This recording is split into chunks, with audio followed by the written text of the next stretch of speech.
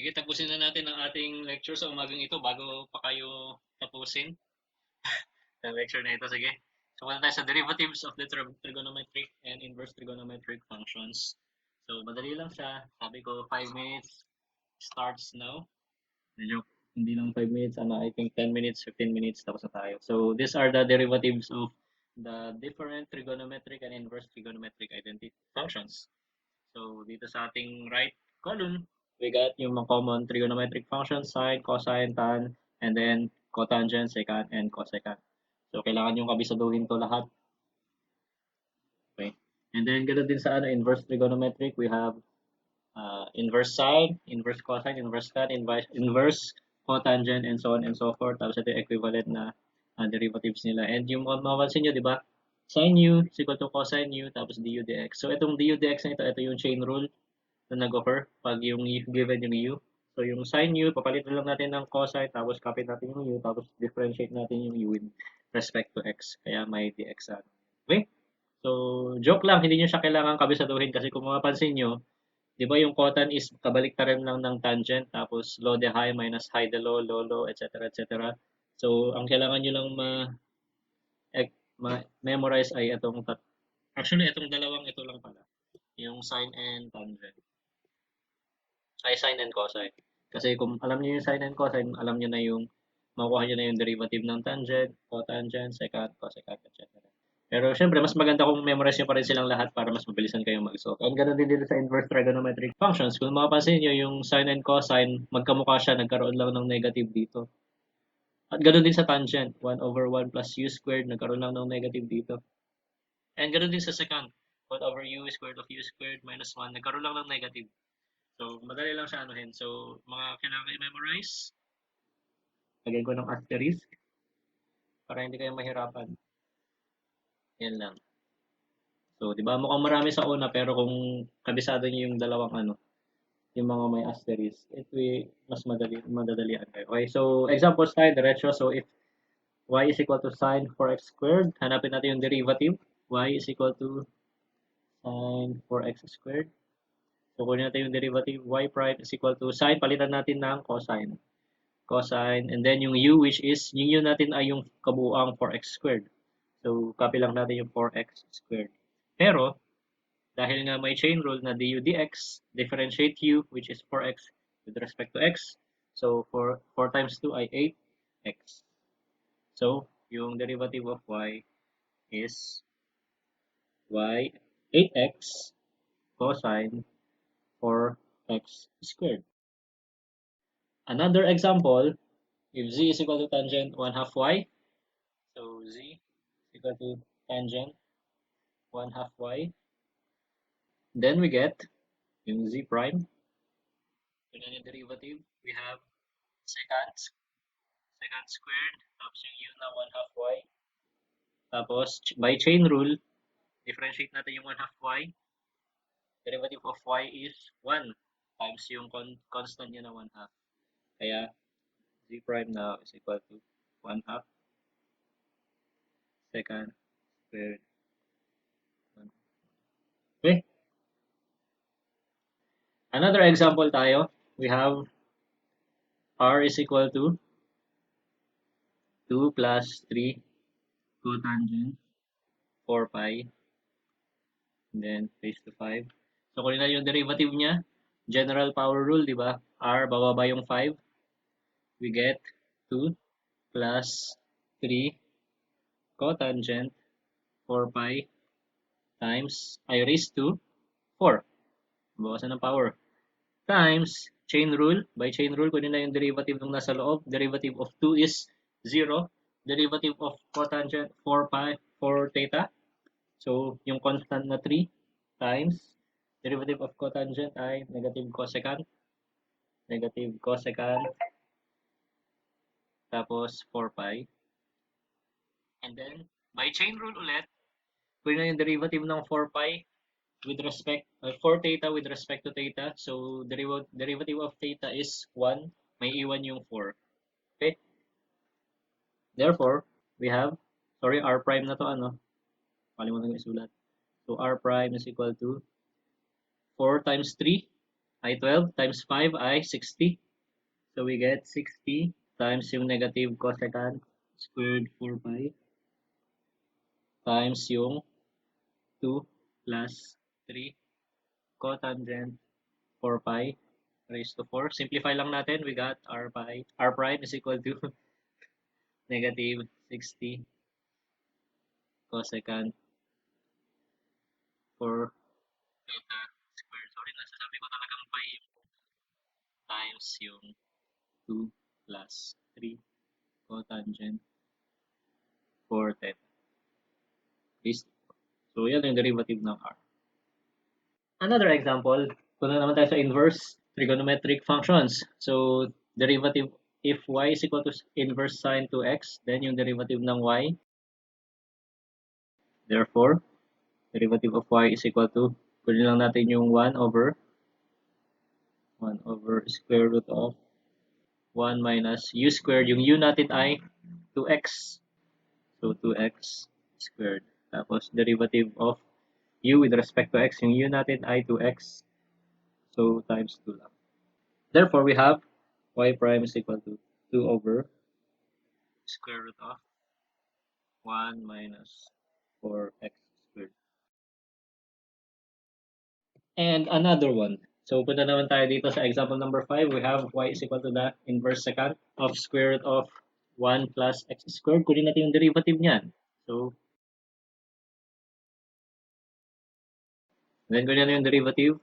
So, the derivative of inverse secant, kunin natin itong ano na to, term na ito. So, we have 1 over yung u natin ay square root of 1 plus x squared times, multiply natin sa square root of u squared. So, yung u natin ay square root of 1 plus x squared. So, get square root of 1 plus x squared.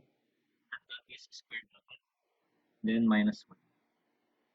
Times by chain rule, du dx, derivative of u with respect to x, yung u natin ay square root of 1 plus x squared. So, times 1 half, that is 1 plus x squared raised to negative 1 half times chain rule ulit, derivative of 1, 0 plus 2x. Okay. Simplify natin. Yung 2 magka-cancel. So, i-cancel na natin to. So, simplify natin. Sorry, y prime 2. Sorry. Yan.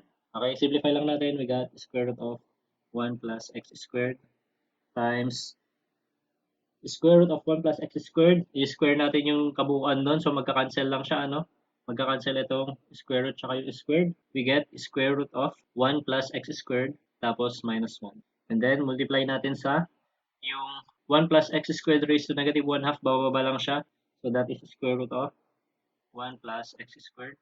Tapos, may iwan sa taas na x. And then, we simplify further. Y prime to, pambihira. Simplify further. Kung papansinin natin itong square root of 1 plus x squared, tapos times square root of 1 plus x squared, magka-cancel na yung square root sign dyan, di ba? So we get y prime is equal to x over, i-multiply natin itong dalawang ito, makuha natin yung 1 plus x squared. Magka-cancel na yung square root. And then ito, times square root of 1 minus 1 is 0. So may iwan dito ay x squared. Magka-cancel yung square root tsaka yung squared. So lalabas yung x. And then, cancel lang natin yung x. Then we will get yung derivative of y is equal to 1 over 1 plus x squared. Okay? I think that yun yung last na example natin in finding the derivatives of trigonometric and inverse trigonometric functions. But wait, there's more. So, balikan natin yung example natin in the past discussions, itong circle na ito, tapos mag-i-inscribe tayo ng rectangle sa loob. So, gagamitin na natin yung concepts sa maxima and minima, tapos incorporate natin yung derivative of trigonometric functions dito. So, hinahanap natin dito sa example number 6 is find the shape of the largest rectangle that can be inscribed in a circle. So, in this figure, makikita nyo na yung circle, tapos may rectangle sa loob. And as you can see, na yung rectangle na ito, itong minamark ko na rectangle na ito, yung area is equal to xy. So, the total area ng rectangle ay 4 na xy. That is why nakuha natin yung equation na area is equal to 4xy. Okay? Then dahil gagamitin na natin yung trigonometric function sa problem na ito. Tignan natin itong triangle na ito, yung triangle AXY. So, sa triangle na yan, makikita natin na yung A tsaka X, related siya by AX, hypotenuse over adjacent. So, adjacent. So, we have cosine theta is equal to adjacent over hypotenuse. So, yung adjacent side ng cosine ay X at yung hypotenuse ay yung A. And then, simplify lang natin, we got X is equal to A cosine theta. And ganoon din sa Y, dapat makakuha tayong relationship between theta and Y and yung A. So, makita natin na yung sine theta is equal to so opposite over hypotenuse, yung opposite ng theta ay Y over hypotenuse na A. Therefore, we get Y is equal to A sine theta. Nasundan? So, we got X and Y in terms of theta. So, yung A ay constant yan. So, A given lang yan sa equation ng circle. So, isulat na natin yung A, simplify lang natin yung area. So, the area now is equal to 4 times yung X na A cosine theta. And then yung Y na A sine theta. Simplify. Simplify natin, we got A is equal to 4A squared cosine theta sine theta. Oh no. And then, let's solve further. Para i-solve natin further, balikan natin yung trigonometric identities natin. Yay, babalikan natin siya. Sana lahat binabalikan ano. Sana lahat binabalikan.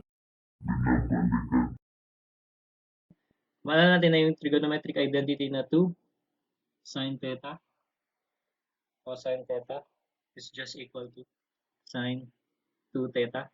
Double angle formulas, di ba? I mean double angle identities. So, tingnan natin ito, di ba? 4 is 2 times 2, di ba? So, we get, meron tayong 2 dito. 2 cosine theta sine theta. So, simplify natin siya.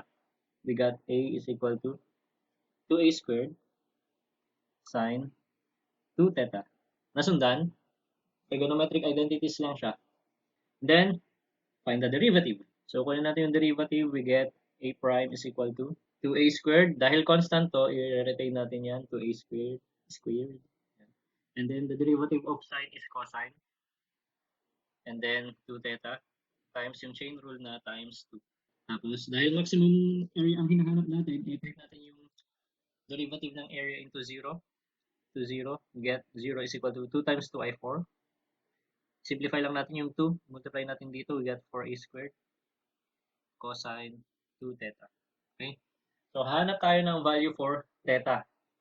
Para makakuha yun, we divide both sides by 4A squared.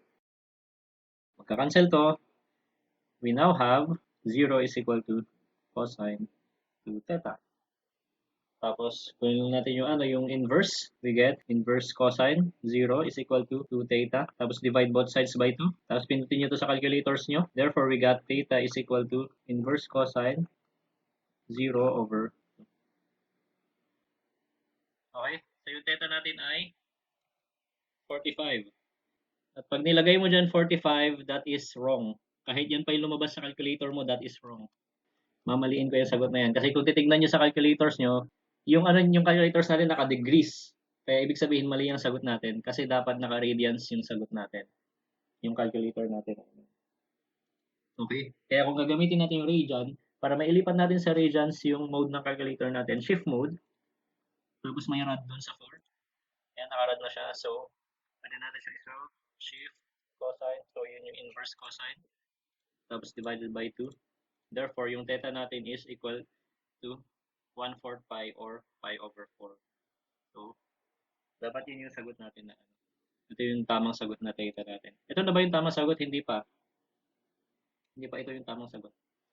So, we got theta is equal to pi over 4. Ito yung maximum na siya. Naka-maximum area na to. Yung theta is equal to pi over 4. So, we got theta is equal to pi over 4. Ito na yung maximum. We got x is equal to cosine a cosine theta. Tama ba? X a cosine theta. Yeah. And y is equal to a sine theta. So, ilagay lang natin yung pi over 4 dun sa x natin. So, x is equal to a cosine pi over 4. And sa y, lagay natin yung a sine pi over 4. Pindutin nyo nga sa calculator nyo yung cosine pi over 4. Ang lalabas ay a square root of 2 over 2. Tingnan dito sa y. Y is equal to a sine pi over 4i. Sine pi over 4i square root of 2 over 2 din. Uy, parehas lang. Square root of 2 over 2.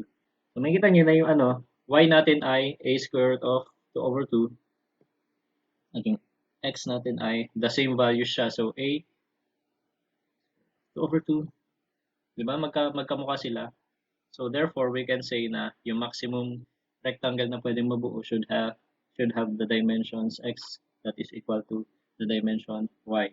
Therefore, kung x is equal to y when all sides are equal, ibig sabihin it is a square. Diba? So, ganoon lang siya.